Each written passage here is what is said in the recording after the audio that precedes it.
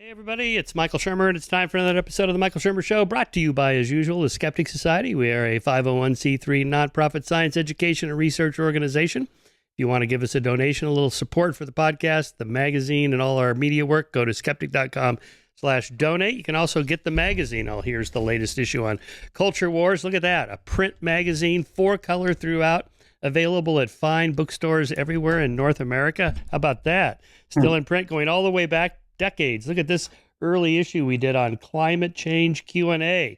That's a hint of what we're talking about here. That's that big crack in that huge glacier down there in Antarctica. Let's see. We also published the Skeptics Guide to Global Climate Change Q&A. Here are the top 25 arguments that the climate skeptics make. Here are the top 25 counters to those arguments.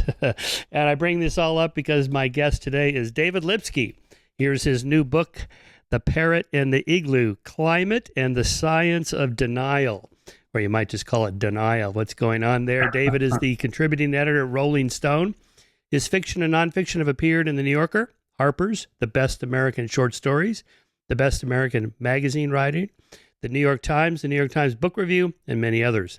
He contributes to NPR's All Things Considered and is the recipient of a Lambert Fellowship, a media award from GLAAD, and a National Magazine Award. He's the author of the novel The Art Fair, a collection of essays, $3,000, and the best-selling nonfiction book, Absolutely American, 4 Years at West Point. Interesting. We'll maybe get to that at the end of this conversation, which Time Magazine called the best book of the year.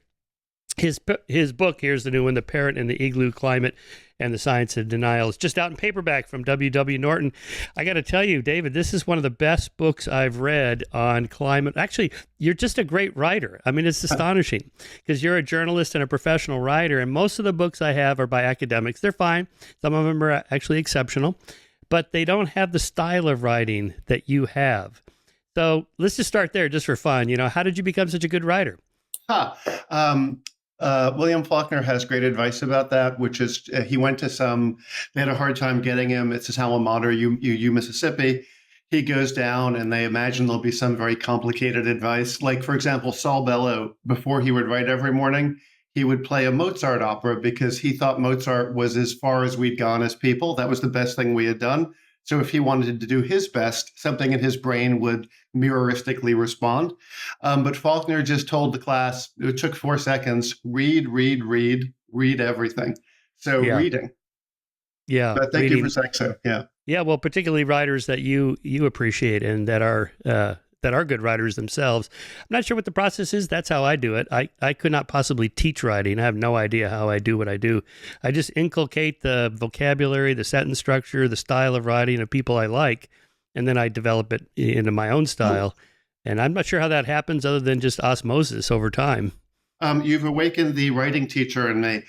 Simple thing, and it goes back a ways. Like they asked John Updike at some speech in D.C., and I think he was unprepared, so he was ad-libbing it in that way that makes people super candid.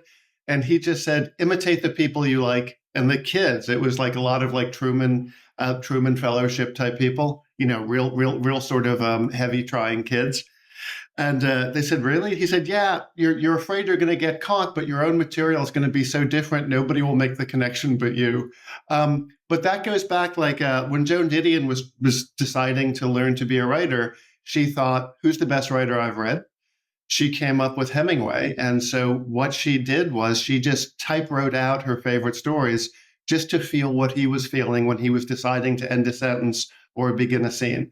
And at the other end of it, Ben Franklin, you know, fine writer and a good editor, nice skeptic too. When he was trying to learn to be a writer, when he was in his 20s, he thought, what's the Hemingway I've read? What's my Hemingway? And he came up with Dr. Samuel Johnson's apparently really hot ticket essays, The Rambler, and he just copied those out by longhand. So there's a proud tradition to this.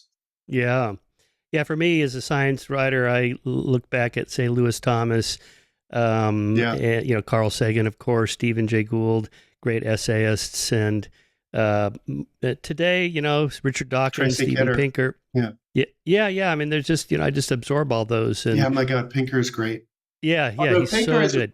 Pinker is, for some reason, people are angry at him. I have been so deep in climate that when I popped my head back out, people seemed angry at Steven Pinker. It was weird to me. What were they well, the angry reason, at but him? yeah, I could tell you that Steve's a good friend. It's because, well, his North Star is the truth, not politics, not a political position. He's hard to pin down. I know where he stands. He's pretty much a classical liberal, but not woke. He's not far left, so he gets heat on that end. And then the right likes to use him when he happens to come down on positions they like he's against the blank slate, and he recognizes that we have a human nature. And, he's critical of the far left woke, so they like him. But then he's not clearly a gateway to the right and conservatism because he's not a conservative. No. And then they're like, oh, no. So he gets hammered on both sides, which means you're probably doing your job. But he's also a good writer, of course, because he's a linguist, and that helps too. Yeah, you sort of think about those sorts of things. So how did you get into writing? Well, this particular book, I mean, it's a big book. Sure. It's 18 hours on audio. I did 10 hours in the last 3 days. How about that's that? Great. Riding my bike. I see you have a specialized bike behind you. I find riding a bike is with one earbud in, and listening to an audiobook. So the reader is quite good actually, but the style is nice. Thank you for saying. I thought. Do you ever see Shane, Michael? No. Never. You never saw the Western Shane? Oh, the old, yes, of course, yes. Yeah. Okay, back when, it's two great westerns, High Noon and Shane. So it's just like the assignment has been boiled down from 20 westerns to 15, just to 2. You only have to know 2 of them. And Shane is a great film. One of the reasons why it's so great is that George Stevens, who was the director, he shot it. They had bought the novel for a lot of money, Paramount, and then they had like a crisis of confidence and they didn't want to release it. And that gave him a year to edit it. And so he could make every scene, just little things, just every scene a few percentage points better. But between a B plus, like an 87 or an 88, and an A, it's just 2 or 3 percentage points. So similarly, because of COVID, I had an extra year to edit this book. And then beyond that, 2 reasons I sat down to write this book. And in a second, if you ask, I'll tell you what Elizabeth Hardwick, what she says are the only 2 good reasons for writing anything. So I have violated one of them. Do tell. Okay. So Elizabeth Hardwick, she is a great writing teacher from Columbia.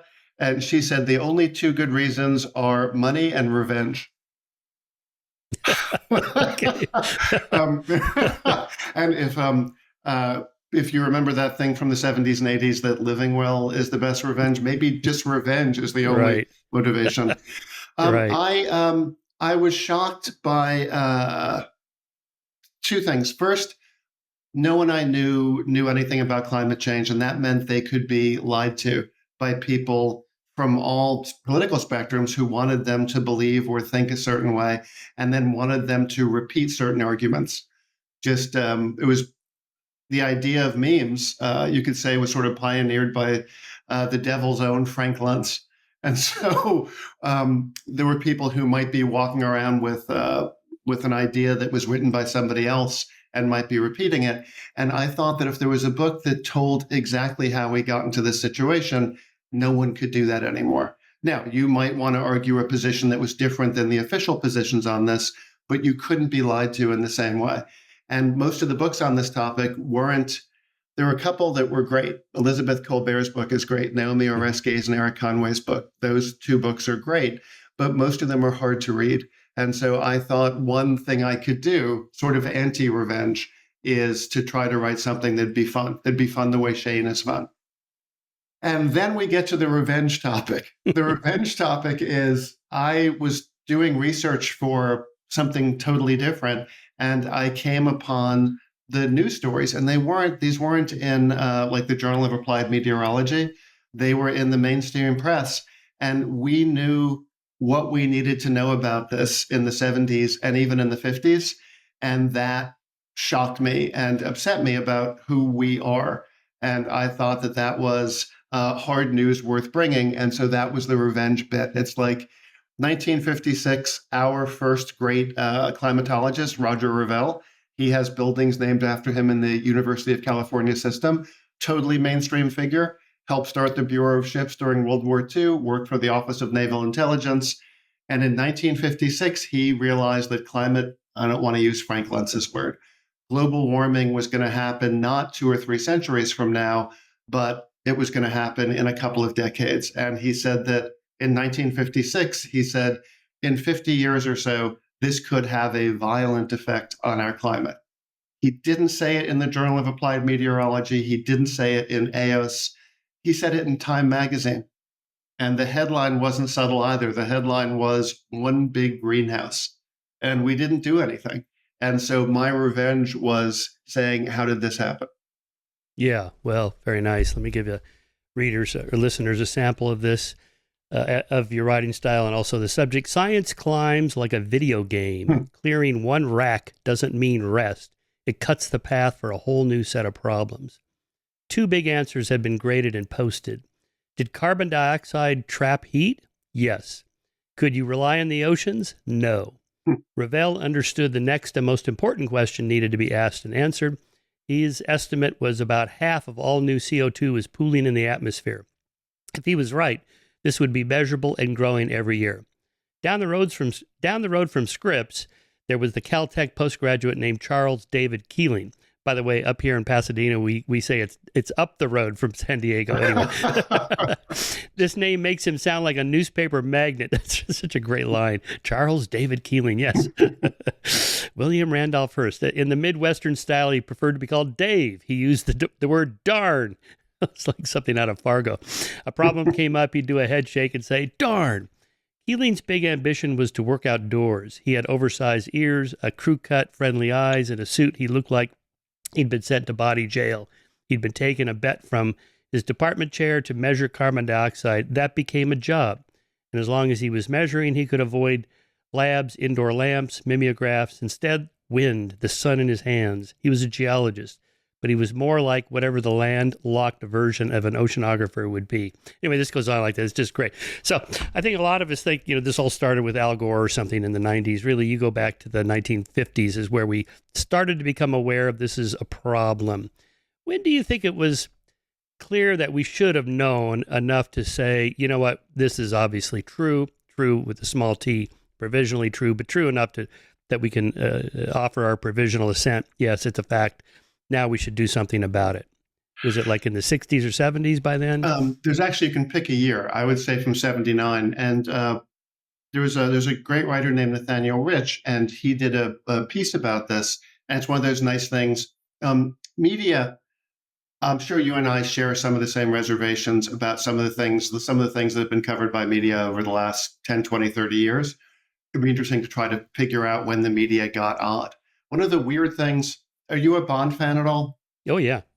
The Jonathan Pryce Bond movie, I think it's Tomorrow Never Dies, Mr. Bond. All those titles, you want to put Mr. Bond on the end. Die Another Day, Mr. Bond. But like right. I think this was like 98. It's the one with Michelle Yeoh. So it's one of Michelle Yeoh's first big Western movies. The villain is the news media. It's Jonathan Pryce is some version of Ted Turner and Elon Musk. They didn't know about him yet combined.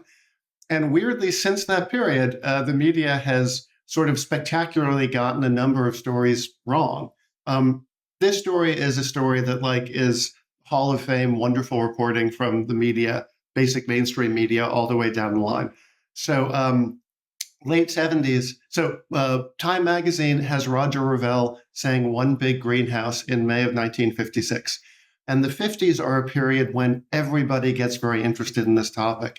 So that the head of the American Academy for the Advancement of Science, the AAAS, if they call it that, or A cubed S, by the late 50s, he's saying, hey, we need a solution to this. So how about for every car we plant a tree, for every truck or bus 10 trees, for every airplane 100 trees, otherwise we just keep getting hotter and hotter. And by 61, the Times said that global warming was one of the primary concerns of climatologists during this period. Then science is not dissimilar from sort of approving a new drug. 60 to the middle 70s, they are studying it. Different groups are studying this idea that climate, I keep using Frank Lentz's word, which I'd love to get to in a bit, but global warming is coming much sooner than was expected. And by the middle 70s, the reports start coming in. '77 is the first big report from the National Academy of Sciences. And by big report, I mean over 300 pages. Then there is a report from the Council on Environmental Quality, which is designed to only report to the White House. And then, Michael, did you see Oppenheimer? Yeah, of course. Yeah, twice. So good. Manhattan Project, right? So did great stuff. World War II. They shortened the duration of that war, and they also give us radar. 10 years after that war is over, some people in the defense community think, hey, we have other problems. Let's get the band back together. So they got some of the veterans of the Manhattan Project. They allowed them to pick other extremely promising, mostly physicists, and they started a new group that was called JASON. It was like the secret. It was sort of like Science League America. It was like scientists who the intelligence community and the defense community will turn to for specific problems. They are why we didn't drop nuclear weapons in Vietnam, and the electronic battlefield and smart weapons, all the way to the Iron Dome in Israel. That is kind of an offshoot of them. They were saying, hey, let's begin combining digital technology, incipient digital technology, with munitions technology. In the 70s, they were looking at this and they reported on it too. So 3 big reports came in the spring of '79 to the Carter White House, and the Jason's one came in the spring. And it was not their description of the problem was ominous. And the chairman of that report, again, told the New York Times, none of this was secret science, told the New York Times, government has to start dealing with this problem now. It's coming now. And so the White House sensibly turned to the National Academy of Science, which started by Abe Lincoln and Abraham Lincoln. I don't really know him that well. So started by President Lincoln. And it's designed to answer those kinds of questions just on a national level. And so he did what a sensible leader would do. He said to them, is this going to happen? We've had 20 years of this science. It is ominous. Even Business Week ran stories about the reports that came in '77. And they said, this could be the biggest environmental problem facing us. Seems serious. We're going to have to make big changes and fast. So there have been years of this. He turns to the National Academy of Sciences. Is it going to happen? And they write back at the end of July 1979, the results of our panel will be reassuring to scientists. Scientists don't want to find out they've gotten something wrong. And the science of how global warming affects climate goes back to 1859 and then especially to 1894. So it's going to be reassuring to scientists, but disturbing to policymakers. If the carbon dioxide release continues, this panel finds no reason to believe that climate changes will not result, and no reason to believe those changes will be negligible. So the New York Times, about 7 or 8 years ago, gave over the entire magazine section to a story about what we knew by '79 and what could have happened in the '80s. And the title is Losing Earth, the Decade We Could Have Stopped Climate Change. Interesting. Yeah, I like that section in your book about the 1800s and the earliest research on this, where it really wasn't clear. The jury was still out, if you want to say that, what jury where, but in any case, we didn't really know. But by this time period you're talking about now, it's pretty clear. Some of the heroes of your story, Roger Revelle, Charles Keeling, James Hansen, Michael Mann. My God, yeah. So each of those, made a contribution. Talk about is it the Keeling curve, the one that kind of goes up like a staircase? The sawtooth, yeah, because it varies seasonally. So Keeling was the guy you were reading about before, and was really, I'm smiling because Roger Revelle hired him. So just how science works. It seems like carbon dioxide is going to start accumulating and changing climate, not 2 or 3 centuries from now, but now. And so if he was right, that would be measurable. And so he turned to Charles David Keeling, who just, aside from being a really well-trained scientist, just did not want to work indoors. He's just one of those people who has an incredibly strong antipathy to working indoors. If it was now, he'd be walking around with a GoPro, and maybe he'd have one of those one-wheel things, except he also is an extremely well-trained scientist. And he is fanatical about measuring climate change. So he's in Yosemite or measuring carbon dioxide. he's in Yosemite and a mule deer somehow goes through his tent and gets his notebook and runs off. And he chases the mule deer down in Yosemite. And when his wife is in labor giving birth, he is on top of the roof of the hospital measuring carbon dioxide, just like, hey, I'll get a reading from the hospital. Roger Revelle said this great thing about him. He says, Keeling is an odd guy. He has an overwhelming desire to measure carbon dioxide. So when Keeling started measuring carbon dioxide, the parts per million amount of carbon dioxide in our atmosphere was about 314, 313. And what Revelle said was, if this is true, it will be rising and measurable every year. Next year, it was 314. Next, 315. And then he said, when it was going up the fourth year, we knew something was going on. And scientists, as you must know, when they're talking to each other, they're kind of hard-nosed. It would be like DeForest Kelley, Dr. McCoy in a bad mood talking to a Dr. McCoy clone. What scientists at the American Institute of Physics, when they are doing historical projects on this, what one of the physicists said was not Keeling's diplomatic, we knew something was going on. What this scientist said was, it was so obvious, it was pitiful. It's really funny. Yeah, you had that long discussion of Climategate in the book, which I remember very well because this is this disclosure of private emails amongst climate scientists.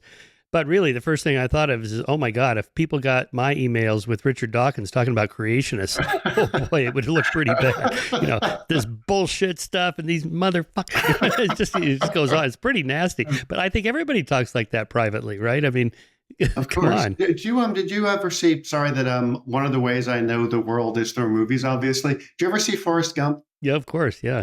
Okay, so Robin Wright is one of those characters who you sometimes have in movies that cover a lot of decades, where Forrest Gump is the real character, and then Robin Wright is like the Section C of the newspaper character, which is anything that can happen in a certain decade will happen to her.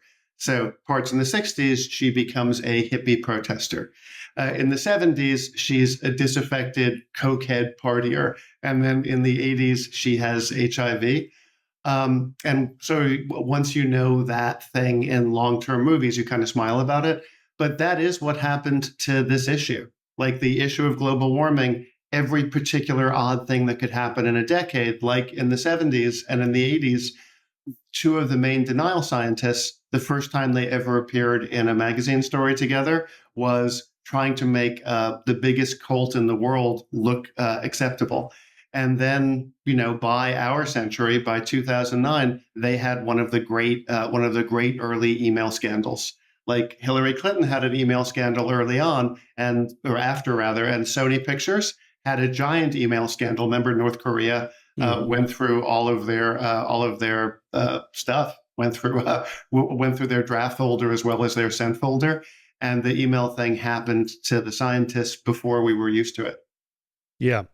Okay, so Revelle and Keeling really laid the groundwork for us, and then Hansen had the hockey stick, or at least became famous for the hockey stick, right? That one, forgive me, just because we have to, because I was very inspired by your work, by the way. So the reason why I seemed a little like high voice when we got on was you did great stuff on this. So for that reason, we should be especially careful.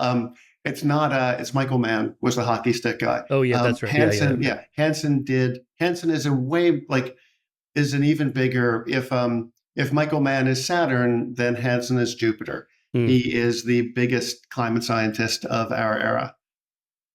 Yeah, he gave the congressional testimony. Yeah, there. my God. What year was that again? That was in June of '88. 88, right. So by then it was really clear. It was really clear. There was some wonderful stagecraft. This was after 7 years of the Reagan presidency. And so the blue team, they figured out that they had to have a little stagecraft, some SFX too. And so a famous story is that before Jim Hansen is a thrilling, heroic figure. He fought this, and he fought it for 45, 50 years. And he even fought it the first time he published results. He was the first person to get modern results on how clear it was that the climate was changing on the front page of the New York Times. And instantly, the Reagan White House cut his funding. And so 5 people in his office had to be laid off. You find out there's a great phrase in the Army, a meet yourself experience. When people get fired, when they're threatening you with, when they're threatening you with economic cancellation, you find out what kind of person you are. And Hansen, a few months later, repeated the exact same results at a meeting of the American Academy for the Advancement of Science. So he kept doing this. He kept asking to testify. He testified, and this is a problem that global warming has had. I hate saying climate change, even though my mouth keeps telling me that's the way we're supposed to say it, but it is that Frank Luntz thing. He would testify on what his numbers were on carbon dioxide, and when he did it in the fall, in November, nobody cared. In a way, this is a seasonal problem. Another movie thing, like in Jaws, if the shark is attacking in November or December, who cares? Doesn't hurt the tourism on Amity Island. It's only really a problem if he comes in June, July, and August. So he gave testimony saying it started.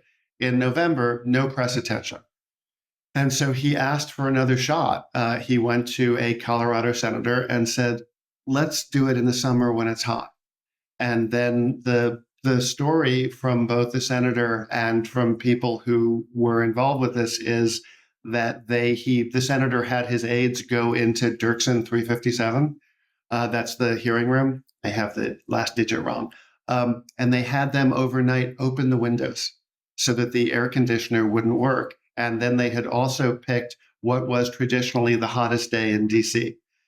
So that there's no question that would be a hot hearing room, and then invited the news cameras, which of course would make it even worse. And so if you watch video, it's a thrilling thing to watch because everybody is fanning themselves. You can see that their foreheads are glossy from the sweat. And in the climate science community, in the physics community, everyone understood that climate had begun to change, but no one wanted to say it out loud because our idea is that scientists will just say anything. Our idea is non-scientists, but they don't want to be wrong publicly. It is something that real scientists have a tremendous antipathy for. So nobody wanted to be the person to say it started. And so if you can find the video on YouTube, June 23rd, 1988, and you can see his tension. And then he says it, the signature of the greenhouse effect has been detected, and it is changing the climate now. So yes, he is a titanic figure. Yeah, astonishing. That's such a great story. Moving the date to a hot summer day in Washington, D.C., where it's massively humid. That can make a difference. But it does touch on the fact that people confuse climate and weather. Like when Senator Inhofe brings that snowball into the Senate chambers, what are you talking about, global warming, or the igloo of your title? Here's my kids frolicking in an igloo in Washington, D.C. Of course, that's in the winter. That people get confused about that. Often you'll hear a meme, something like climate change became politicized with Al Gore because he was the Democratic vice president and pushing all that. And then his film, Inconvenient Truth, wins the Nobel, what was it? The Academy Award. Yeah. The Nobel Prize is a slightly smaller prize, which he also won. That's right. Yeah. So, but, from your book, it's clear that it was politicized way before that. It was. And then there's also there's great luck, which is Roger Revelle was Al Gore's professor at Harvard and just absolutely inspired Gore. And Gore, he called the first climate hearings in the 70s, and the first beautiful thing, the first person called to speak on it in a hearing was Roger Revelle. It was politicized. It was politicized very, very quickly just because the oil companies tend to donate to the red team. But even beyond it, and this is something that's really important to me, it is important for us to notice that President Carter, he's the first president to put solar panels on the White House. He is a committed environmentalist, but he ignored the National Academy of Sciences recommendation. And the chairman of that Jason report, the Manhattan Project Oppenheimer guys, he said that he was a miserable failure on the issue. So I actually think that the politicization, which was immediate, has been bad for us. And I would also point out that the first George Bush, the comparatively okay George Bush, the good professional politician, George Bush, he tried to make this his signature issue. I mean, the issue has worse luck than any national issue, international issue that I've ever seen. President Bush picks it and decides he's going to make it his issue. His chief of staff, remember Jim Baker from the Reagan, he understood the science. He had been reading the reports that Reagan was officially saying don't exist. These are ridiculous. We don't believe in it. He had been reading those. And at the same time that everybody else was saying they weren't true, Baker was like, these are true. So Baker was on board. Baker, as Secretary of State under the first Bush, welcomed the IPCC and wished them Godspeed. He was behind the issue. The Secretary of Energy was behind the issue. Bush in 91 was going to give a speech setting the first limits on our carbon dioxide. And there was just one person, his chief of staff, a guy named John Sununu, who was referred to a truly, every generation, there's someone who's truly hated in Washington. John Sununu earned the title of most hated. He was described as a fat little pirate during his time in DC, and also as living proof that you should never tell people their IQ scores. He stopped Bush from beginning a sensible approach to global warming as of 1991. And one of the things that's been hard for me as a Democrat is that the experience of the climate scientists is neither party is going to do anything. Something about what happened once the Democrats fought their way back into leadership in 2009. They expected things because they had been part of why we need to elect Democrats. And it took the wind, especially out of Jim Hansen. He said, I too was wiping tears out of my eyes at the Chicago speech when President Obama, was welcomed into the very small fraternity of American presidents, still a fraternity. But he said he understands the issue, but the way our system works, he's not going to do anything about it. And at a certain point, he was using the same phrase for President Obama that Dr. McDonald from the Jason group used for President Carter. What the climate scientists feel is that politics is not going to be the approach to this. It has been a hard, sad thing for them to learn. When you bring up the politics, they get the wry smile that tells you that people have had some hard hours, days, and years on a topic. Yeah. Well, but your discussion of the whole thing under Obama was pretty revealing about how politics works. Was it Rahm Emanuel who told him, healthcare or climate change, pick one. We can't do both. And, he's like, well, healthcare, they're both important, but I guess healthcare is more important. So, that's kind of how politics works. Yeah, but Michael, it's not just that. It's also, this is, it's a very difficult problem right from the beginning. In the mid-90s, a professor at MIT's business school, he just said to Time magazine, and you can hear the rueful chuckle in this guy's voice. He said, if you wanted to pick a problem, if you wanted to devise a problem that human institutions aren't designed to solve, you couldn't come up with a better one than climate change, than global warming. And then 20 years later, it is such a problem that Yale now has a specific dedicated school, the School of Climate Change Communication. And the New York Times interviewed the head of that school in 2012. And they said, hey, what have you learned? So should have 20 more years of data. And the guy says, our basic wiring makes this an extremely difficult problem to solve.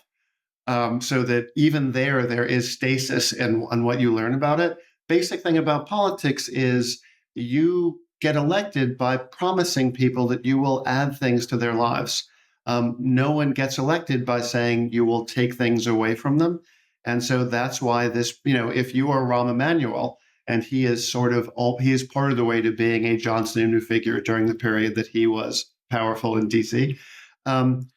He's a professional politician. It is a little bit, his brother Ari is the guy that the best character on Entourage is based on. And weirdly enough, Entourage was one of Obama's two favorite shows. Really? And I always wondered if he realized he was living out a political version of Entourage, which is when the movie star figure heads to California, to Hollywood, he hires the hardest street fighter, most plain-spoken guy he can find to make tough deals for him. And weirdly, that's just what Obama did by hiring Rahm Emanuel. And his staff at the White House would say, he treats us just like we're the characters on Entourage. But anyway, if you imagine that super agent character from Entourage, you can put President Obama in a picture where he finally solves the healthcare problem and brings people health insurance, or you can put him in a story where he takes away fossil fuel. If you're a competent agent, you're not spending more than a few milliseconds on that decision. Yeah. Well, it's a collective action problem. What can I do as an individual to help the climate change? Well, nothing really. I mean, it's not going to make any difference. We all have to do it, right? So this is a government level project. This is the point Naomi Oreskes makes in her new book, the great myth. It's called, or the big myth. The big myth being that free market capitalism can solve all problems. Big myth. Yeah, the great big myth. Yeah, her example is the electrification. Her first example is electrification of the South in the 1930s. No electric company said it's not worth it for us to run a line all the way down this road for that one farmer down there. But Roosevelt said, well, we're going to do it anyway because this is the future of America. We all have to have electricity, and you could now fast forward to the internet or whatever. That's true, and so that takes government subsidies to get the market to respond to solving a collective action problem. And it seems like what we're facing here with climate change. Michael, I'm raising my hand in the classroom waiting for you to call on me. Yeah. So, David, that's the weird thing about this. And it should be especially delicious to you because you have to apply skepticism. I could not have been, so to add one more thing to Elizabeth Hardwick saying 2 good reasons to write everything, I would also add being inspired by something. I was deeply moved by Dr. Oreskes' book, by Merchants of Doubt. But it's always more complicated than the simple elevator pitch. Like, you know from the Keep America Beautiful stuff in my book, and also from, I imagine you knew that you didn't have to read my book to learn about the ad that was called the Crying Indian ad, that we can't count on business, et cetera, and that it's collective action. But we had our emissions finally dropped last year. We have not been great, even though we, pledged, and there were big headlines in 2018 when the IPCC said that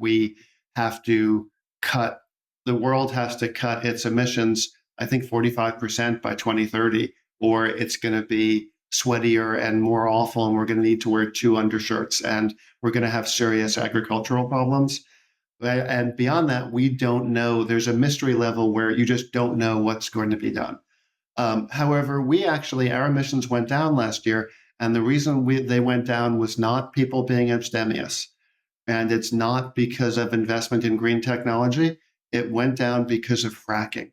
It went down because of capital. So even though I would love to join hands with you and Dr. Oreskes and say, we can't depend on business to solve this.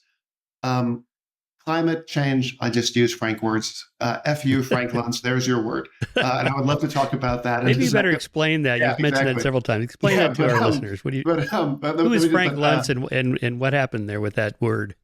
So phrase? Frank Luntz, so this is how politicized it became. And then let's go back to the fracking. But by the late 90s, it was clear to people who are professionally in leadership positions, just politics and government, that this was happening. And so you could fight it, but you had to fight it in a sly way. Couldn't say people were crazy because it was serious scientists. So instead, they used the old tobacco strategy of still need a little more data. We're pretty close, but if you just wouldn't mind going back and checking your figures again.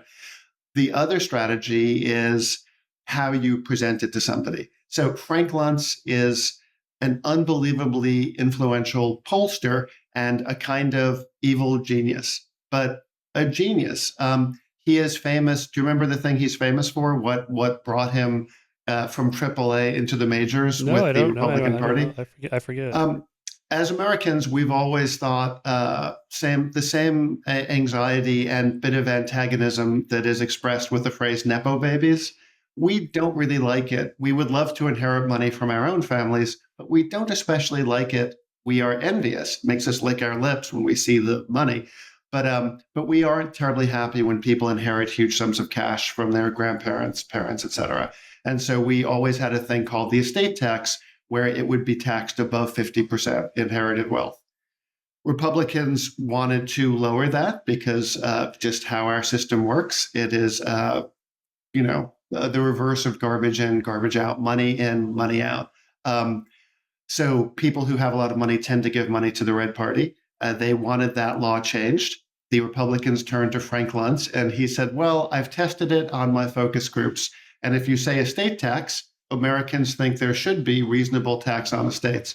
However, right, if you just tax. change the word, so I can see That's it. right. If you change the word to death tax, they're like, that's insane. Now they're taxing us when we're dead.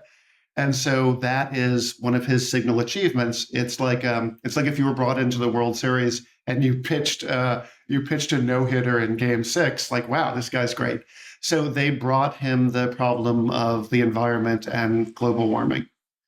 And what he said, he tested it. He had this great way, very, very focused way of testing things. He would just get people in a room and he would have them turning dials. If they are turned off by a word, turn to the left. If it excites them, turn to the right. And he would test basic concepts on them. And so what he found was that global warming was a phrase that had catastrophic connotations, as well it should. But that if you could just get people to say climate change, it would suggest a very containable challenge because we're used to changes of climate. It is like in the winter going from Ohio to Fort Lauderdale for a vacation. So he told all the Republicans who were reading his reports in the late 90s, please exercise message discipline and keep saying climate change. Don't say global warming. Now, the weird thing is we all try to be up to date. And it's one of those instincts that our brains have. Just, hey, what's everyone else saying? And so it's very hard not to say climate change, even though I know that I am helping give a kind of phantom royalty to Frank Luntz. Interesting, because I always thought it was a more accurate description, because it's not just that things are going to get warmer.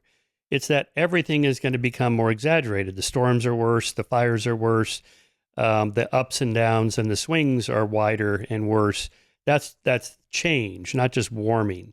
And also that it counters the idea, what do you mean global warming? It was cold yesterday or whatever, something like that. I guess I forgot that Luntz, kind of orchestrated that.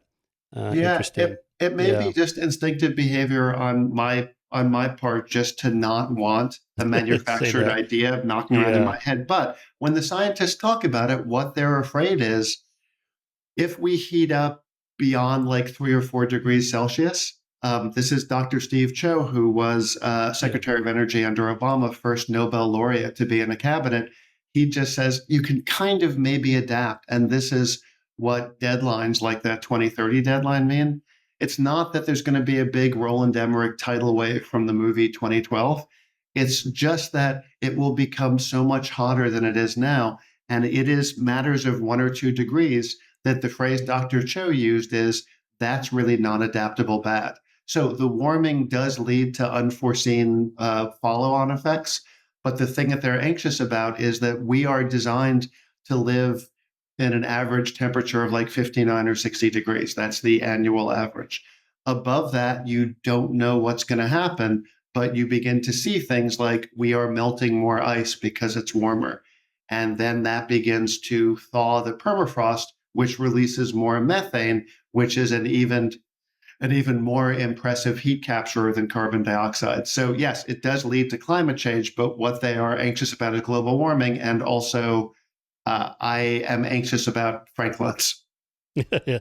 Well, back to the political question and the time horizon for when the problem will happen. Even with the adjustment to it's happening now, and by 2050, by 2100, by 2200, you hear these stories.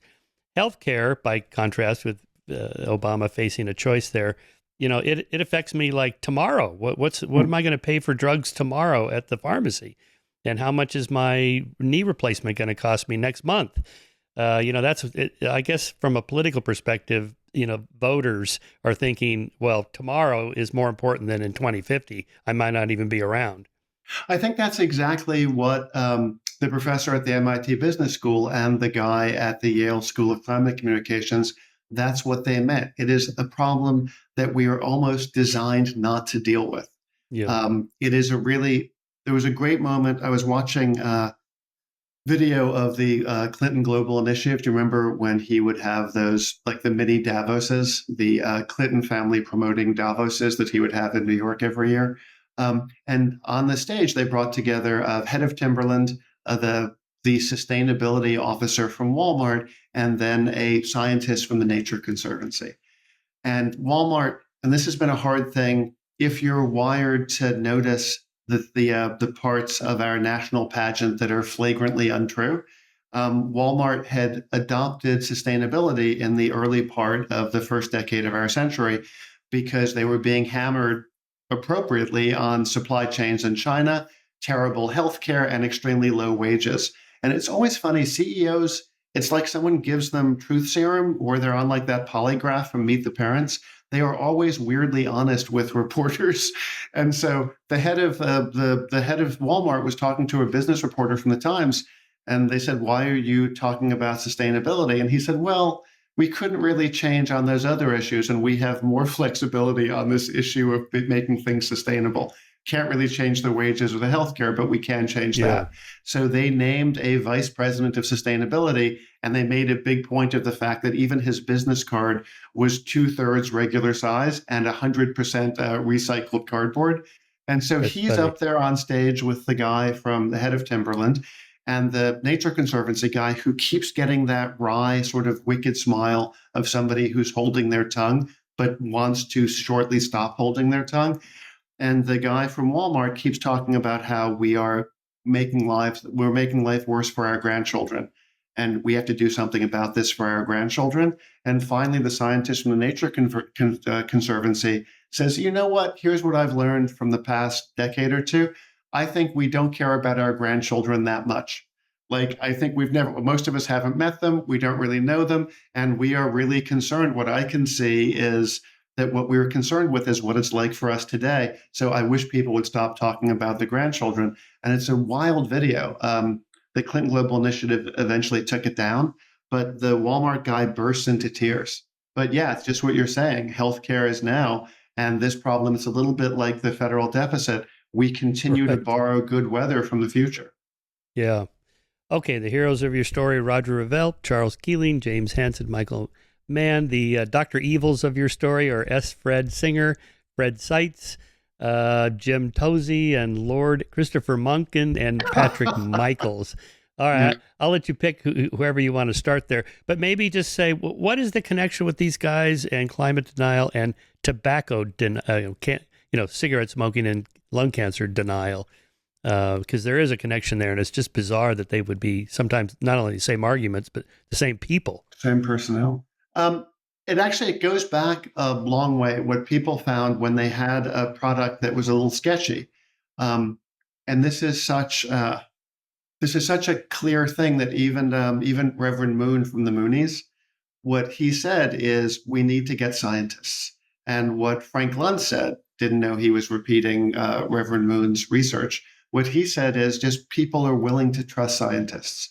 Now, one of the weird effects of the period that we've lived through and the denial scientists is Luntz, he was thinking too small. He thought if we promote our own scientists, that will work.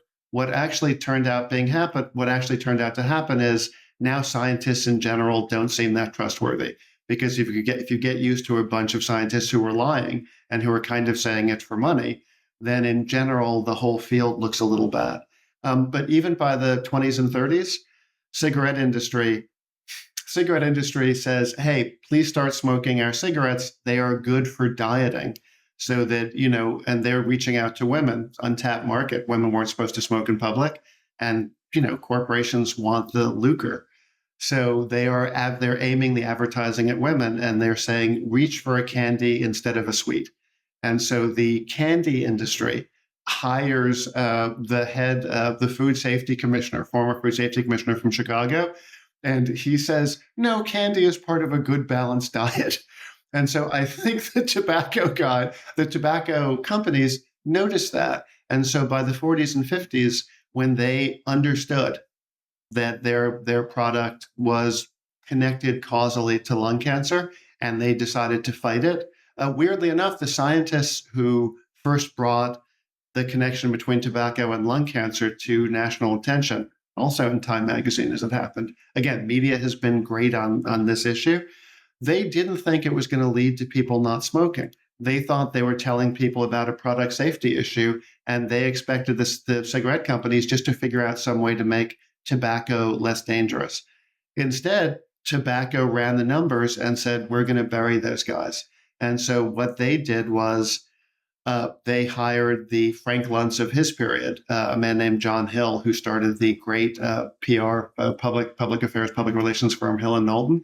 And he said, our research says that Americans really trust research. So you have to call yourselves a research committee and you have to hire a scientist. And so they hired a man named Clarence Cook Little. And it's weird because the deniers always are similar in a way. They are people of great ability. I'm sorry, I got to do another movie thing. Do you ever see The Natural? Of course. Okay. Yeah. So I love that. Redford should be an amazingly successful athlete. Like, he's the best hitter, he's a great fielder, and then in his first season, he attracts a crazy fan who shoots him. And so then he has to try to get into baseball in his late 30s.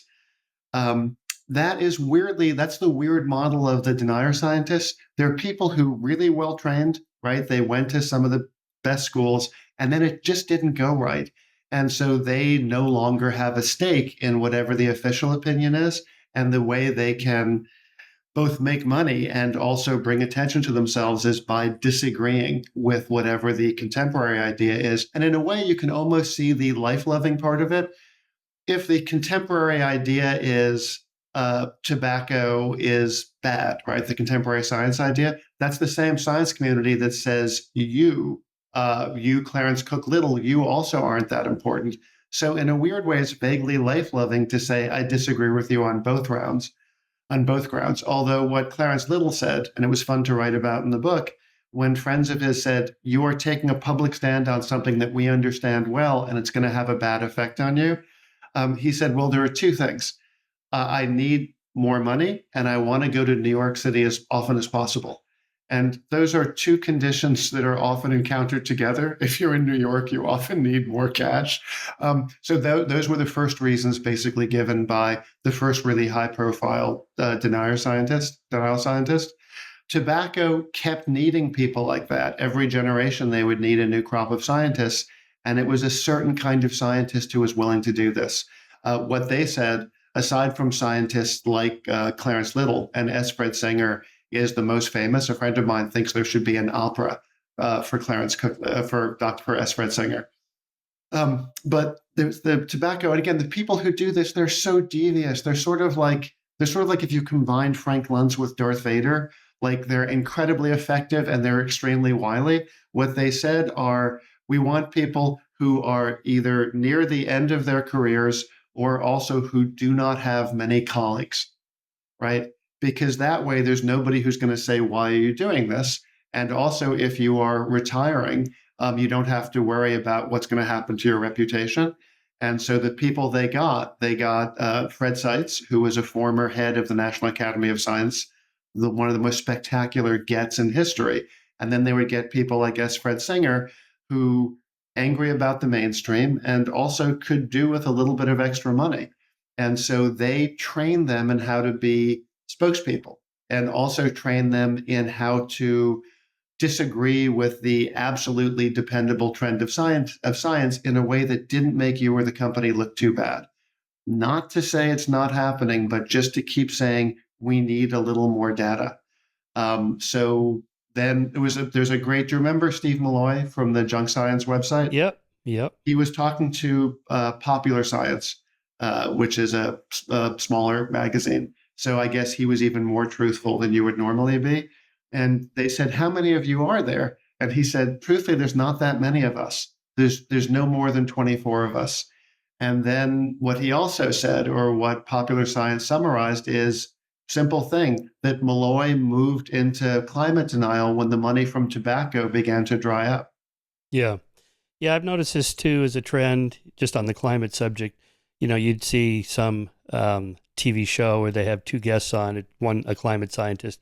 And I noticed that the other one was always Richard Lindzen from MIT. Yeah, It's yeah, he was the always best the one. same guy. And it's like, Yeah. well, if it's really 50-50, shouldn't there just be, thousands of these skeptical scientists? But it's always the one guy. And of course, you mentioned Singer those guys were both physicists, right? Fred Singer and Fred Seitz were both Yeah, physicists. and one of the things, yeah. And I think there's some science, physics envy there, physics. yeah, Wow. I yeah, mean, they're exactly. really smart. Yeah, I think that some of our listeners won't realize that, like physicists, they're like the quarterbacks of the science world. They have complete confidence in themselves, and they're the ones that people look up to. So if you're a physicist, you are used to walking into a room and having people turn to you and wait for your opinion. Especially when they comment on like economics. Like, what do you know about economics? Well, I'm a physicist. Yeah, they're like they're like the film stars of the science Yeah. world. They want to give And there their aren't that opinion on many. everything. Yeah, there is a way to stand out. I've noticed this in other areas, like David Irving, the now famous Holocaust denier. But, he just started off as a writer of history, of World War II history stuff. And, he wasn't an academic, didn't have a degree. He was just going to kind of grind out a normal career, but he became famous the further down the pathway he went. Hitler never really ordered the Holocaust; it was somebody else, and then he got all kinds of attention and money from certain circles, right? And I've seen that with some of the intelligent design theorists, as they call themselves. They're now pretty famous. There's only like 6 of them. If they hadn't gone that pathway, they would just be kind of normal bench scientists working in some university you never heard of them, right? And I think that's true, across the board. Okay, I want to switch to I know you're not a psychotherapist, but what are these people really thinking? Did they really know at some point, we know cigarette smoking causes cancer, but if we let this out, this is going to hurt our business, so we're just going to lie. And are they sitting there going, we know we're lying? A little bit like the Sackler family with the opioids. We know they're addictive, but the hell with it. We'd rather make money. I mean, is it really come down to some basic, just motive like that? And I guess the answer is probably yes. Yes. I'm sorry. It is. There was a giant criminal trial that was resolved finally in 2007 by federal judge Gladys Kessler, and that was the finding. They went through all the data. It is a strange thing. The people will. There's an interesting thing about cohesion in the military. You didn't know we'd get military twice. But it turned out that you want to build cohesion in small units because people, at a certain point when you're fighting, you're going to not be loyal to the abstraction of your country back home or to the ideals of that country. You will be loyal to the men and women next to you on your left and right shoulder. And weirdly, the way that tobacco people presented this to themselves, they said, we are harassed and pursued. This is from a famous memo from the middle 60s. We are a harassed and pursued industry facing the awesome might of the federal government.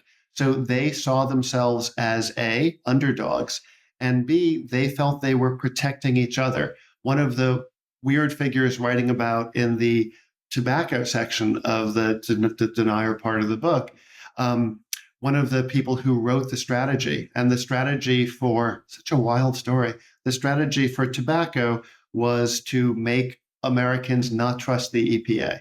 So the EPA is saying that secondhand smoke is a terrible cancer causer, and they have the data to prove it. You can't really attack the data. So the strategy they came up with was, let's make the EPA look like they're liars or that they make mistakes or they want more power. And then they'll lay off us. So let's actually start fomenting even more anxiety about the science of climate change. I'll use your word. I'll accept your recommendation of Frank Luntz's foul work. But let's make people not trust the science on climate change, because then the same EPA that is messing up the climate story will say that, if the EPA says climate is true and it's not true, then what they're saying about tobacco is not true. And they said a great thing. They just said, doubt is our product. And what was fascinating about writing the stories of the tobacco executives is often it was just that same cohesion. It was love for the people in the office down the hall. And the person who wrote that strategy for tobacco, a man named Victor Hahn, he himself was interviewed by the Washington Post, and he said, I would never let my own kids smoke. Like, I am a smoker like everybody else at Philip Morris, but I never smoke around my kids. I don't want them picking up the habit. And that to me is one of the wild things about the people on the commercial side, on the industrial and corporate side of denial. They understand the product is bad. Victor Hahn does not want his two daughters smoking, and yet he is happy to have as many other people smoke as possible. And so I began to think that on the corporate side, that was a way to think about denial, which is advancing a product that you deem yourself too dangerous for home use. Yeah. I have a Fred Singer story for you. So I couldn't remember the year, but it was like early 2000s. David Goodstein, who was the provost of Caltech. Before I had the podcast, I hosted a popular science lecture series at Caltech. And David was one of our sponsors, and Kip Thorne. Anyway, so I get a call from David's office. Would you like to have lunch at the Athenaeum at Caltech, with David and another guest? Like, yeah, of course. The Athenaeum, this is like this, wood paneled place where Feynman and Einstein and, all the greats used to have lunch. And I'm like, yeah, okay, this is a cool place. I've been there. It's cool. So we meet, and the other guest was Fred Singer. And I didn't know anything about him, and it became clear he was kind of nosing around to see if the great David Goodstein, might come around to some climate skepticism. And then I realized, and David was getting pretty old at the time. I think he'd already had his stroke. He was really slowing up, and he kind of had me there to say, is there anything to this guy, what this guy's talking about? And, because Skeptic magazine, this is what we do. And so afterwards I told him, don't go near this guy. I mean, there's something, I didn't know quite what he was after exactly, but I could tell there's something wrong here. You're being used. Yeah. You're probably being used because of who you are at Caltech. Right. So, that was a little devious. Now, in terms of, okay, we know what those guys are up to. What about the followers, just kind of the general public that thinks, yeah, climate change, climate science, global warming, this is kind of an anti-capitalist, anti-American, against business, socialistic. They want to control us. They want to control business. This is the kind of themes you hear. You mentioned that movie, the documentary based on Merchants of Doubt. Oh, and by the way, you mentioned a line from the head of a national skeptics group. That was me. I loved it, of course. in the film. You said, this is designed to look like this, and that's the point of this deception. I love that. We filmed some of that at Freedom Fest, which is this kind of libertarian conference in Vegas that I go to every year. It's big fun. They're kind of all over the board on different issues, but on this one, they are very much climate skeptics. And it really isn't about the science at all. It's really just that whoever they is, that climate scientist, they really have an underlying agenda, which is to control, take away our freedoms, and they're against free markets, and the climate scientists are kind of against free markets, and they're sort of an anti-American thing, and that's why we're against it. And really, the climate, the CO2 gases and the parts per million and the glaciers and all that's really secondary or tertiary to what they're after. So whatever your Dr. Evils of your story have done, whatever they really know, my sense is that to the general public, they don't know one way or the other about the facts. What do I know? I'm not a climate scientist, right? But it's the implications that they're being sold here politically. Yeah, I thought that was, I love talking about this because it's something that I've noticed and something I've talked about with the climate scientists too. But I feel I'd be remiss if not to not say that what you felt Singer nosing around with Goodstein over, the reason he was doing that is that he had done that to Roger Revelle. So he was a bit of a tomb raider. When scientists would get old, he would often, or when figures would get old, he would offer to co-write things with them because he was still relatively young. And then he would understand that he would say, oh, no, you don't have to participate that much. I'll just put your name on it. And then he would publish something which would say, David Goodstein actually doesn't believe this is going on. So he famously did that to Roger Revelle in a way that was horrifying to Dr. Revelle's family. So your instincts were quite right. If you just look up Roger Revelle, Justin Lancaster is someone who sued over this, and S. Fred Singer. Yes, that is something that Dr. Singer was good at. He was like the person who would show up and sell the widow an insurance policy she would never need, and then maybe get some other banking and routing information too. Yeah. The politics of this are weird. And one of the things that I've begun to notice, and and I think it affects, say, is it Freedom Fest? Is that yeah. It was very hard for a lot of people in the climate community watching what would happen so there was an official reason why we were pausing. People were really clever on this issue. Right when the issue began to crest in the late 80s. And so in that case, it's not even that bad a time schedule. President Carter is told by the National Academy of Science, there's no reason to believe it's not going to happen and no reason to believe it's going to be small. And then by 88, the UN starts the Intergovernmental Panel on Climate Change, welcomed by the Bush White House. So it's on a pretty good schedule. There is a fascinating thing in the historian for the Institute of Physics. He said a great thing about that group. He said, you would think that people who were, sympathetic to fossil fuel would have fought against the creation of the IPCC. But for their purposes, a massive study group that would take years and decades before reaching a final conclusion was absolutely what you would want because you could keep selling your product. So it took 20 years. And in 2007, the IPCC, they were on their fourth report. They said it is now unequivocal. There's no question that climate change is being caused by humans. It had been a terribly bloody fight. And by 2007, all three of the major political candidates for president, they are on board with action on climate. Senator McCain, time is now. Senator Clinton, time is now. And the eventually victorious, Senator Obama, the time is now. The IPCC says it's unequivocal. And the action that we take, and this was surprising, so surprising to former Vice President Gore that he talked about this at Davos 6 months later. We begin operation to ban the incandescent light bulb. Now, and so at Davos, what Gore had to say is, look, it's about changing laws, not light bulbs. But I think if you are an average voter, and this is something that I've noticed by talking to people and something that I've talked about and listened to with climate scientists, if you're an average voter and you've been hearing for 17 years that climate is the most pressing problem, bigger than anything. It's bigger than healthcare, bigger than the federal debt, bigger than any war. That was a classic thing that was being properly said during the first and second Iraq wars. We are on a loop. We had one Iraq war, and Margaret Thatcher said the problem of global warming is much more important than Saddam Hussein. And then Hans Blix, who was the weapons inspector for the UN, 2002, he's saying, we're about to fight Iraq again. He's saying the problem of climate change is much bigger than fighting Hussein. And yet we do see that in two cases, we had to have international troops fighting a shooting war. So we are told in February of 2007, no uncertain terms, humans are causing this.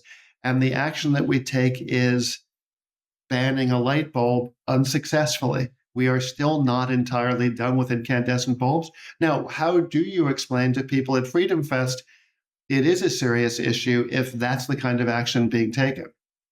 Yeah, right, exactly. So, again, I think part of the problem is that most people don't really understand the science of anything, because why would they? And in fact, most of us don't know much about most big topics that we say vote on. Here, I'm thinking about cognitive psychology research on what people actually think when they say they believe something. All right. So one example is asking students, do you believe the theory of evolution? Almost all of them go, well, yeah, of course. Well, describe it. Well, and then they give some explanation like the giraffe stretch its neck and the babies have longer necks. It's a Lamarckian explanation. That's not correct. That isn't what natural selection is. Or another example, do you support NAFTA or are you against NAFTA? Or I'm for it, I'm against it, whatever. What is it? And most people can't articulate what it is. Oh, it's that treaty thing. I forget who's in it. Really, they're kind of signaling, they support this team or that team. You've seen this with from the river to the sea. What's the river? I don't know. Most people don't really know why they're saying what they're saying. They're just, my team is, this is my team's position. So that's what I take. And if you don't trust science, then any science related position in which the consensus is X, you're going to go, well, it must be Y then because I don't trust him. Or you say, I agree it is X because I do trust him, even if you don't really know much about the subject. Yeah, and I think that is the issue's terrible luck. But you are obliged if you're on a different side. We only have two sides. We are a binary country. And so if one side gets this, you feel obliged to be on the other side. And that is one of the funny things about the fact that the climate scientists realized that even the side that they trusted until President Biden was not going to do anything. And so they have been helpful in get out the vote for Democrats, but they were shocked. So in 2012, under President Obama, that was the first time in a whole generation that climate change wasn't mentioned at all in the presidential debates. Nobody brought it up, and President Obama didn't say, hey, we need to talk about this. He ran on it. Like he said, there are two big issues if I'm elected. Energy, that was his word for climate, and healthcare. And energy is the one we're going to do first.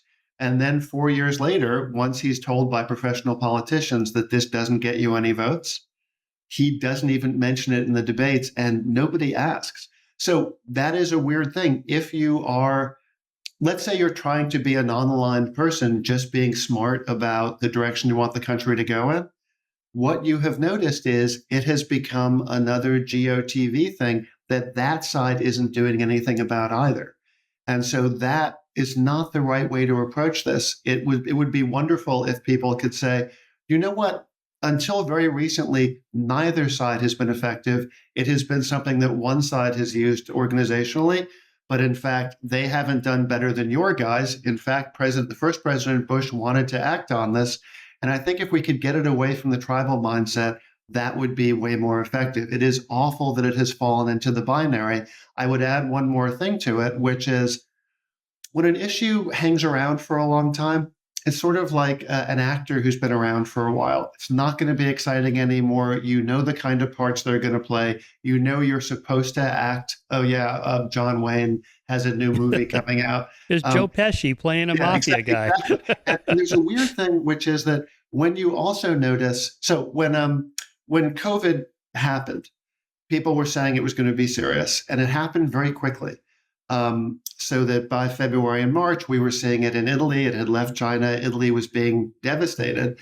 And so government was saying both our news world and our political world, they were all saying this is serious. And sure enough, by May, we were being told to totally change our style of life.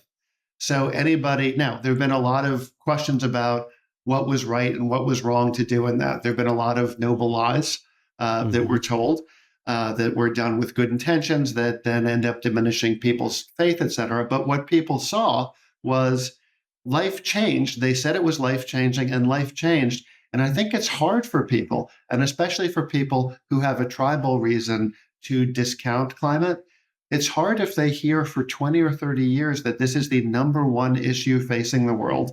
And when COVID was the number one issue, life changed overnight. And this is even bigger, and life never seems to change. Interesting. Yeah.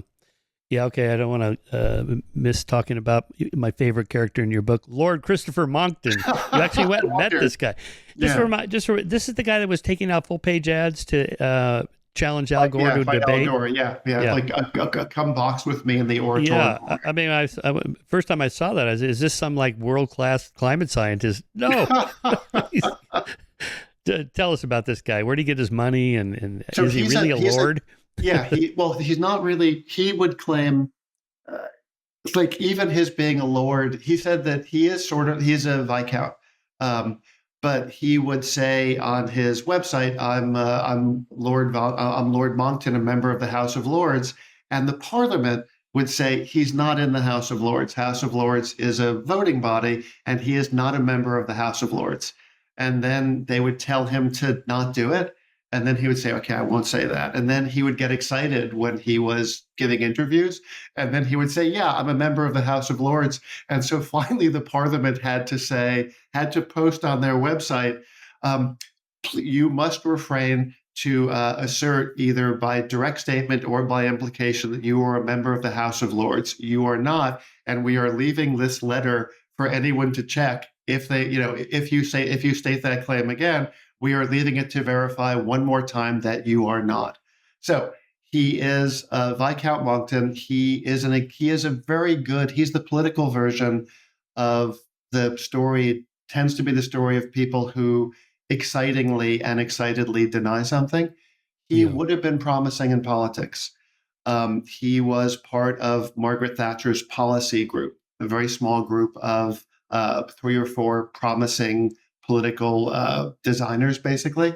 But even at the time when he was hired, the New Statesman referred to him as uniquely unpromising.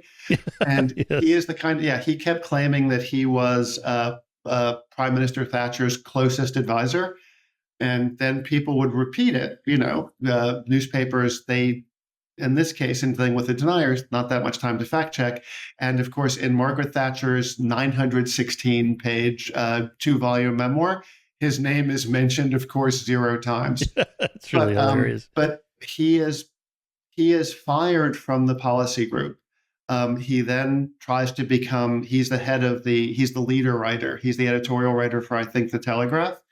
He is fired from that group because he's always wearing bowler hats. He's always riding motorcycles, and he is very sure about things in a way that people don't especially like. And so he has to recalibrate, basically.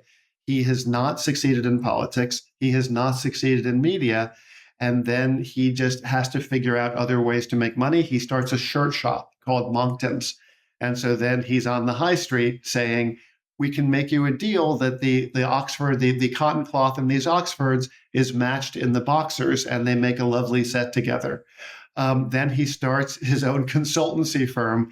And a friend of his about 10 years later says, can you look into the climate thing? Our boutique investing company, we're trying to figure out. And so he spends some time rooting around in the science, no more than 2 or 3 weeks. When he was interviewed later, he said, I think most learning doesn't come from books.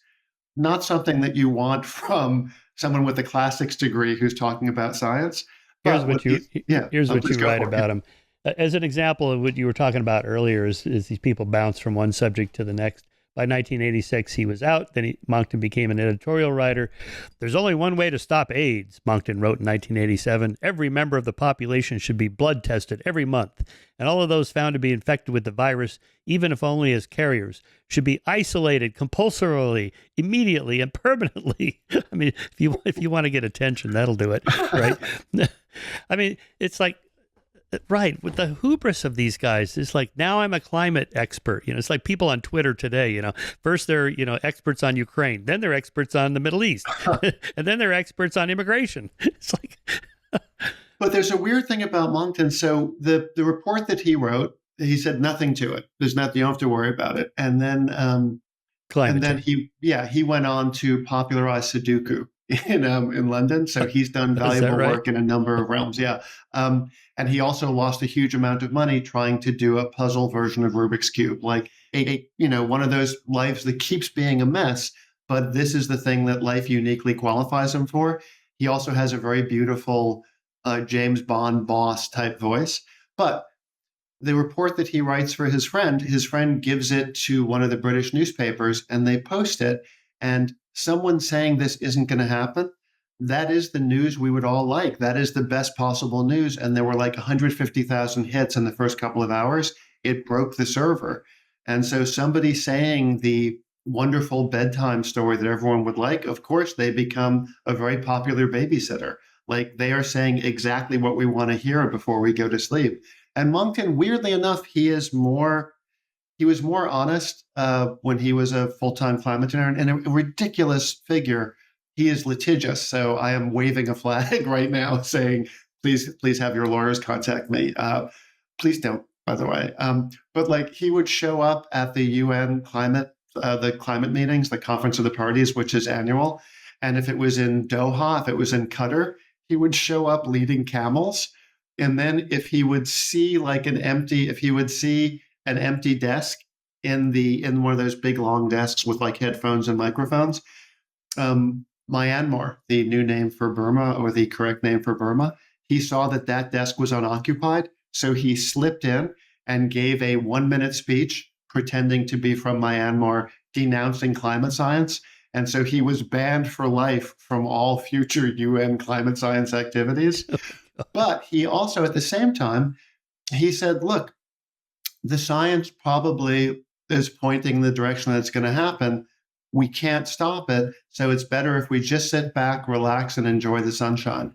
And in a way, that is way more honest than Dr. Lindzen, than Dr. Singer, or than Dr. Seitz ever were. And in a way, that is the decision that the planet seems to have taken. However crazy Christopher Monckton seems, the decision, the path that we're following is the one that Lord Monckton advocated. Yeah, such an interesting sociology of science and how all this works in a politicized culture like that.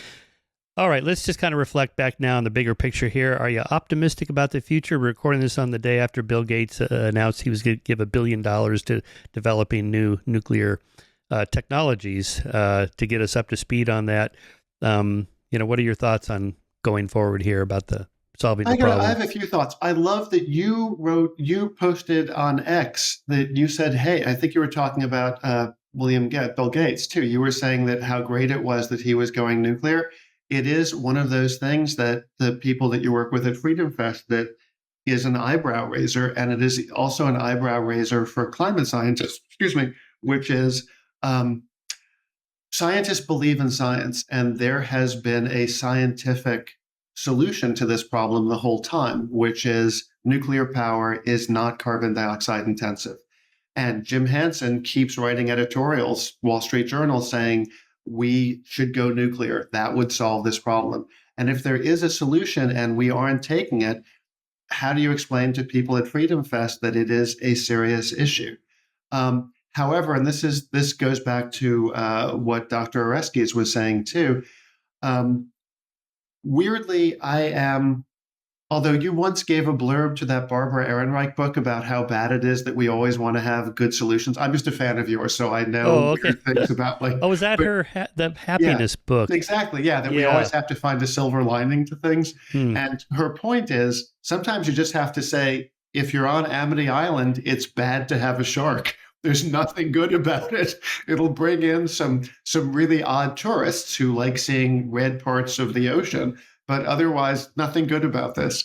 The climate scientists were optimistic after last summer because they had been saying, this is what the future's weather. Climate is going to result in certain kinds of summers. And sure enough, everything that we have discussed that was likely to happen started to happen last summer. And I can't resist saying, so you mentioned Patrick Michaels. In 1990, he said, 20 years from now, we'll see what the effect, I want to remove the idea that the denier scientists were onto something. Patrick Michaels is one of their big five. He's the person you put in when it's game 4 of the championship, right? Game 4 of the finals. He said, in 20 years, we'll know what it's going to be. It will be milder winters and summers that don't heat that much. And 20 years from the 1992 book, when he made that prediction, farmers were telling Business Week, it's like trying to farm in hell. So their predictions were just meant to distract you and delay, basically. So Naomi Oreskes is saying that capital can't affect this problem. But one of the, and again, the climate scientists, if you talk to them in September or October of last year, they would say, everyone sees how serious this is. And then when I was talking to them, I was like, well, I don't know, like this, remember Dr. Hansen needing to testify in June and not in late November, people will forget the issue tends to be a warm weather issue. And then sure enough, the issue kind of faded. So I would have been very positive last summer, negative during the 10 months. However, it was fascinating to me to see the surprise thing from this data came in at the end of last year that we actually lowered our emissions, I think, by about our coal use. Remember what coal is the worst of the fossil fuels. It produces the largest amount of climate change. And so in China, for example, they're building 168. They built 168 new coal-fired plants last year. That is bad. In America, around the turn of the century, 50% of our electricity, and that is the most climate-intensive sector of our economy, 50% of our electricity was being generated by coal, a little more. Now it's down to about 19 or 18%. That is amazing. And that is simply because of fracking. Now, oh, right. We forgot to come back to that. Yeah. No, I knew we were. Also, I had faith that the roulette would swing it back around. But the weird thing is that as a concerned, environmentally oriented person, I might have gone out and picketed frackers. And people I know who really care about this issue, they were like, "How dare we inject water? This is terrible. It's the only thing worse than what we're doing to the climate is what we're now doing to the ground." And yet the fact that we have made natural gas so inexpensive is one of the first bits of really great news about the climate. So weirdly enough, that has made me more optimistic. I also am optimistic. I think that from talking to people, not so much in the way it's officially discussed, but in talking to people, I get the sense that they understand that the solution at the moment isn't coming from government, and they're seeming to have educated themselves on it actually makes me feel sort of happy. But it was also just reading about the fracking put me in a terrific mood. Yeah. If it wasn't for that, well, that's my message to the Libertarian Freedom Fest type people is that, it's not really a political issue about whether the earth is getting warmer or not. It is. And then I try to appeal to their business instincts, just take the Elon Musk approach, right? We're going to solve the problem with technology and make billions of dollars doing it. But one of the weird things is that a friend of mine went to write speeches for a senator who's very deeply associated with this issue. And my friend is very idealistic. And he was surprised by the fact that in this senator's private life, they did not act as if they cared about the issue. And finally, he asked, and the senator seemed to believe that a gadget would be invented. And that is a fascinating thing. And I think that's been hard for people like at Freedom Fest, and then just people voting, which is they keep hearing how important it is, and then they keep noticing that the basics of their life don't change, and the people talking about the need for them to change, they don't change their style of life either. And I think it's weird. It isn't morally satisfying, but the people who are the policymakers who the National Academy of Science were reaching out to in July of 1979, they believe that there will be a technological solution, and not morally satisfying, but sort of narratively satisfying. It was a technological problem. We didn't do a bad thing by getting in cars or by having electricity that's allowing me to talk to you through a sheet of glass and a piece of metal. We just accepted the technology that was there when we were kids. Not moral, it's available. So there's something in us that wants there to be something moral and wrenching about the way we solve it, that doesn't like the idea that it's going to be a technological fix. But why should it surprise us that a technological problem would have a technological fix? Yeah, exactly. All right, I'll end with the final observation here of this tension between government solutions and individual autonomy and solutions from the bottom up, with where we began with Westerns. One of my favorite Westerns is The Man Who Shot Liberty Valance. Did you see this movie? Yes. Yeah, of course. That's Run the legend. Yeah, that's right. That's right. Print the legend. Yeah, Yeah. right. So just to remind listeners, this was Liberty Valance was the kind of scurrilous gunman that Jimmy Stewart's character, who kind of represented the law and order character. You know, we're gonna bring justice to what problems he's causing, and the John Wayne character is like, no, out here in the West, we solve our own problems with a gun, right? So, in the end, Jimmy Stewart realizes I'm going to have to get some gun lessons here because that's the only way to deal with this Liberty Valance character. So he takes practice, and then in the climax of the film, it looks like he shot Liberty Valance, and then he's the hero, and he gets elected, and then whatever it was, Utah, the state becomes a state of the Union because he brought the long arm of the law out to the West and so on. But then in a replay, and I'm told this is the first time there was a kind of a reenactment in a film in which the perspective of the character changes. I'm not sure if that's true or not, but here in a replay of who actually shot Liberty Valance, it's the John Wayne character from behind the shadows, secretly shoots him, which is not his normal ethical code, right? Man to man, we're going to face at high noon in the street, in a duel. And he didn't do that, right? So in the end, it ends up being a little bit of both. Brilliant. Yeah, exactly right. Anyway, that's crazy. All right, David, thank you so much for your time. Thank you for your work. Keep it up. What are you working on next? I'm just happy to I'm happy to talk about this, and I'm happy not to be researching as hard as I researched on this. Nice. Yeah, very good. All right. It was a great conversation, Michael. Thank you. Wonderful being.